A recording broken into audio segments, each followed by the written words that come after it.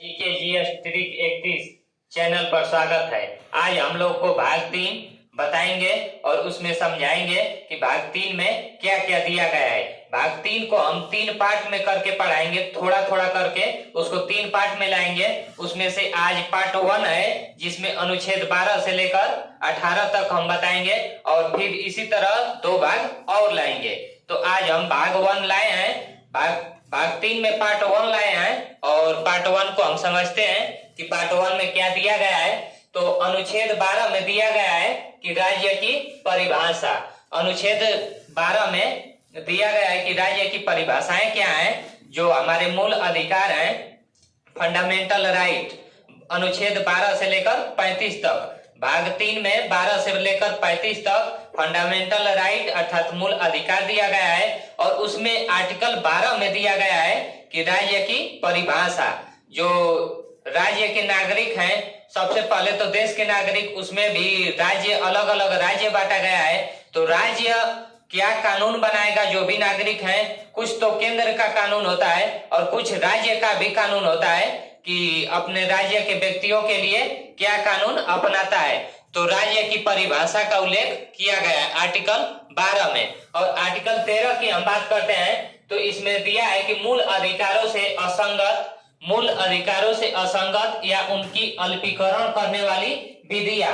अगर आपका मूल अधिकार अगर या हमारे आजादी से पहले का बना हो या आजादी से बाद का बना हो और हमारा मूल अधिकार हनन होता है तो उस विधि को या उस कानून को हटा दिया जा सकता है। ये आर्टिकल 13 में लिखा गया है कि जो भी हमारे मूल अधिकार हैं उससे असंगत अगर कोई कानून बनता है तो उसका अल्पीकरण हो सकता है या उसको हटाया जा सकता है।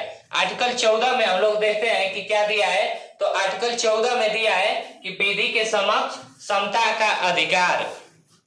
जो भी कानून है वो सबके लिए बराबर है। विधि के समक्ष समता का अधिकार। ऐसा नहीं है कि जो बड़े लोग हैं उनके लिए अलग कानून है और जो छोटे लोग हैं उनके लिए अलग कानून है। और कोई भी अगर बड़ा हो या छोटा हो, सबके लिए कानून बराबर है। और कोई भी गलती करेगा, इसका मतलब ये नहीं है कि अगर कोई 20 साल का व्यक्ति है वो गलती कर देता है तो उसको भी सजा बराबर मिलेगी, और कोई छोटा है वो भी गलती करता है तो उसको भी सजा बराबर मिलेगी। ऐसा नहीं है। इसका मतलब बस ये है कि बड़े व्यक्तियों में सबको सजा समान मिलेगी और जो बच्चा छोटा है वो तो अबोध है, वो गलती कर देता है तो उसको अभी पूरी जानकारी नहीं है। लेकिन जो भी बड़े व्यक्ति हैं उनके लिए समानता का विधि के समक्ष समता का अधिकार बराबर होगा, सबको न्याय बराबर मिलेगा। ऐसा नहीं है कि किसी को एक काम में किसी को 5 साल की सजा हो जाए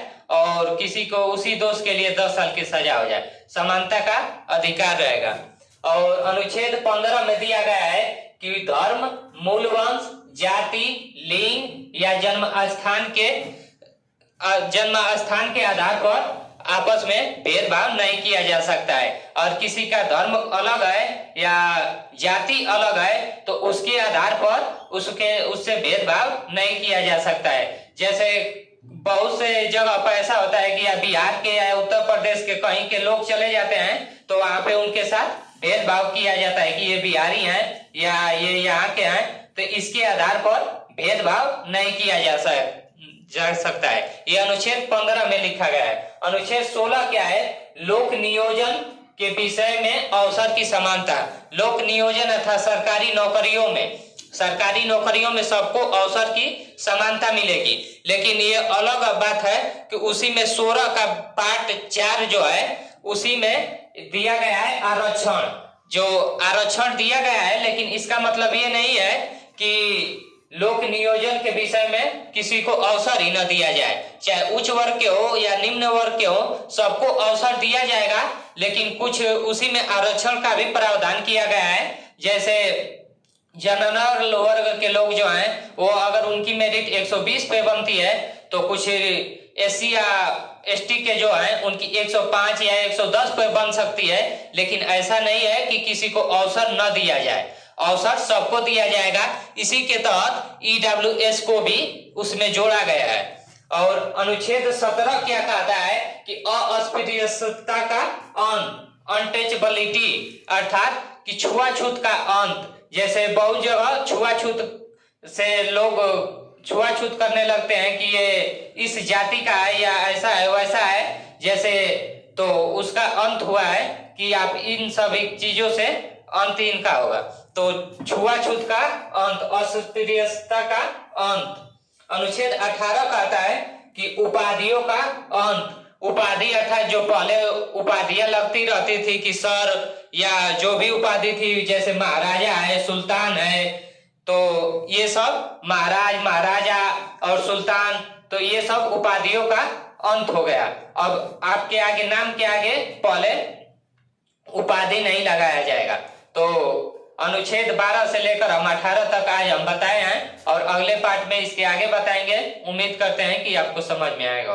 धन्यवाद।